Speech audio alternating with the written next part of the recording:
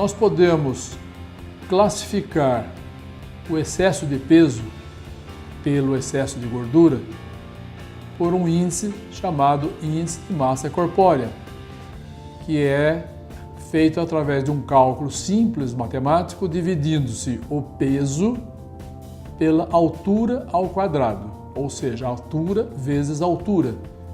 Então, se você tem 100 quilos e 1,60 m, divide-se 100 por 1,6 vezes 1,6 e vai se encontrar um número. Existe uma tabela para dizer em que nível você se encontra com o excesso de peso. Abaixo de 18,5, você pode dizer que essa pessoa está com magreza. Isso traz problemas clínicos. Entre 18,5 e 24,9, essa pessoa está com índice de massa corpórea normal. Acima de 25 até 29,9, nós estamos classificando como sobrepeso. Já aumentam os riscos relacionados ao excesso de gordura. De 30 a 34,9, 35, nós temos a obesidade de grau 1. De 35 a 40, obesidade de grau 2. 40 a 50, obesidade de grau 3. E acima de 50, superobeso. Acima de 60, superobeso. São os mais graves. Ainda sobre o índice de massa corpórea, ou seja, IMC, quero dizer que não é o melhor meio de se avaliar o excesso de peso. Por exemplo, os atletas que têm uma constituição óssea e muscular bastante aumentada e pouca gordura, ele pode ter um índice de massa corpórea igual a outra pessoa que está com um grande excesso de gordura e pouca musculatura e pouca ossatura, em função só do peso. Os dois vão ter 100 quilos, os dois têm 1,60 m, só que um tem bastante músculo e osso, e o outro tem bastante gordura e pouco músculo e pouco osso. Porém, os dois, se fizer o peso dividido pela altura ao quadrado, vai encontrar o mesmo índice de massa corpórea, sendo que um não está obeso, o outro está obeso. Então, nós não podemos nos guiar apenas pelo índice de massa corpórea para enxergarmos o excesso de peso da pessoa, sob o ponto de vista de gordura. Para isso, existe um outro exame, através de um aparelho chamado bioimpedância elétrica. A bioimpedância elétrica vai passar uma corrente elétrica pelo corpo, lógico que é uma coisa que não vai dar choque, é como se fosse um eletrocardiograma semelhante, né? E que vai avaliar a quantidade de músculo, de massa magra, considerando-se músculo, osso, água, etc. E diferente quanto que tem de gordura.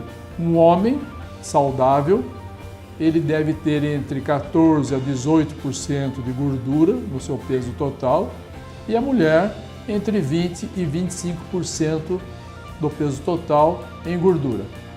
Quem tiver acima disso está já entrando no sobrepeso ou, dependendo da quantidade de gordura, ele está no quadro de obesidade. Existe um outro meio simples de se classificar essa obesidade através de adipômetros, que são aparelhos mais simples que medem através das pregas cutâneas. Aí o nutricionista, o endócrino, é que faz esse tipo de avaliação. Podemos também usar outros métodos mais sofisticados, mais caros, por isso não são tão utilizados, como por exemplo a ressonância magnética.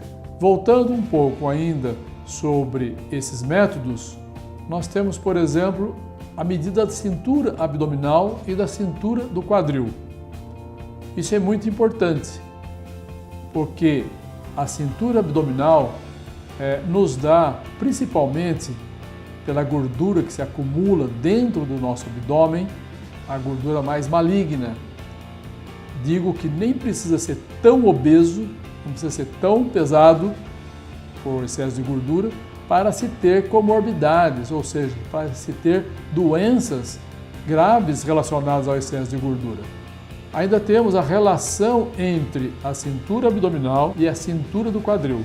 A cintura do abdômen é feita passando uma fita métrica é mais ou menos pela altura do umbigo, dando a volta no corpo pela altura do umbigo, e a cintura do quadril é feita passando no meio das nádegas, colocando a fita métrica passando pelo meio das nádegas, e divide-se o valor dessa medida da cintura do abdômen pela cintura do quadril e encontra-se um número. A mulher não deve passar de 0,8 e o homem não deve passar de 0,9.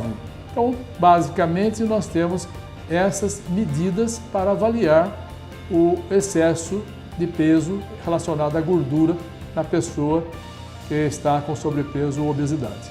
Então, só recordando, índice de massa corpórea, bioimpedância, cintura abdominal e relação cintura-quadril. Fora isso, nós temos que avaliar o indivíduo pelos seus índices no exame de sangue. Exemplo, ver o colesterol total, as suas frações, principalmente o LDL, que a gente chama de gordura maligna, gordura ruim, o HDL, que nós consideramos como a fração do colesterol que nos protege das inflamações das artérias. Nós temos que avaliar o açúcar, que é a glicemia. Hoje considera-se normal entre 70 e 100. Acima de 100 já é um sinal amarelo. Acima de 110, o sinal já começa a ficar vermelho. Acima de 126, poderíamos dizer que essa pessoa já está num quadro de diabetes.